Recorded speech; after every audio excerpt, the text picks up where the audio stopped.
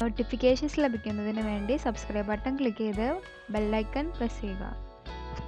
ഇന്ന് നമ്മൾ കൊളസ്ട്രോളൊക്കെ കുറയാൻ സഹായിക്കുന്ന ഒരു വേപ്പില ചമ്മന്തിയുടെ റെസിപ്പിയാണ് ഉണ്ടാക്കുന്നത്. ഇപ്പോൾ നമ്മൾ വീട്ടിലുണ്ടായ വേപ്പിലയാണ്, കുറേ ഒന്നുമില്ല, കുറച്ചുണ്ടായിട്ടുള്ളൂ. അപ്പോൾ ചമ്മന്തി ഉണ്ടാക്കാൻ വേണ്ടിയിട്ട് പൊട്ടിക്കണം.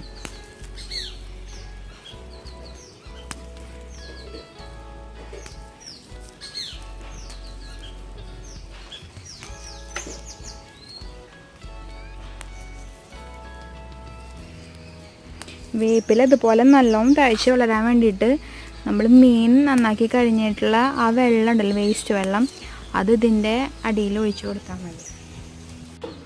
അങ്ങനെ നമുക്ക് ഒരു കൈ നിറയെ വേപ്പില കിട്ടിയിട്ടുണ്ട്, നമ്മുടെ വീട്ടിലുണ്ടായ ഓർഗാനിക് വേപ്പില. അപ്പം ഇനി ഇത് വെച്ചിട്ട് നല്ല ഒരു ചമ്മന്തി ഉണ്ടാക്കിയെടുക്കാം.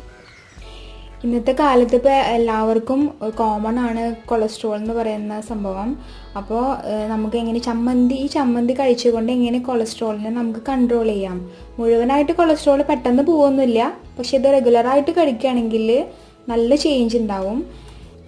ഈ ചമ്മന്തി ഉണ്ടാക്കാൻ വളരെ എക്സ്പെൻസീവ് ഒന്നല്ല, ആകെ കൂടിയിട്ട് നമുക്ക് 4 ഇൻഗ്രീഡിയൻറ്റ് വേണ്ടി വരുന്നുള്ളൂ. ഇതിൻ്റെ മെയിൻ ഇൻഗ്രീഡിയൻ്റ് എന്ന് പറയുന്നത് വേപ്പിലയാണ്. ഇതിവിടെ വീട്ടിൽ തന്നെ ഉണ്ടായ വേപ്പിലയാണ്.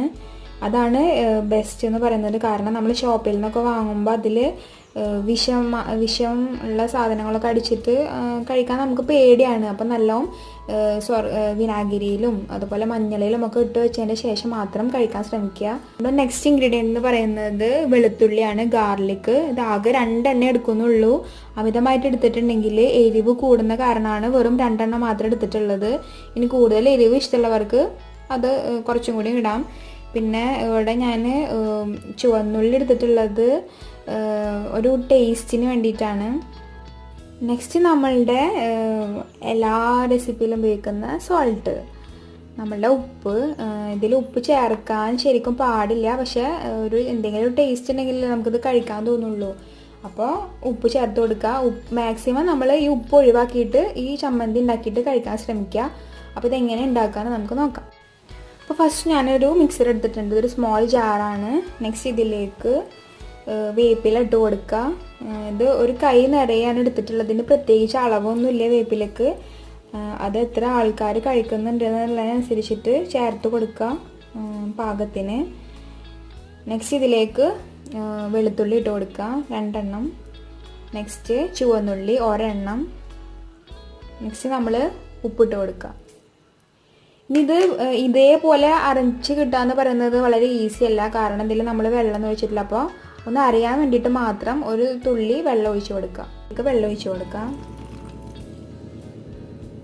ഇനി ഇതൊന്ന് പേസ്റ്റ് രൂപത്തിൽ അരച്ചെടുക്കുക. പെട്ടെന്ന് അരഞ്ഞൊന്നും വരില്ല, അപ്പോൾ കുറച്ച് വെയിറ്റ് ചെയ്യേണ്ടി വരും.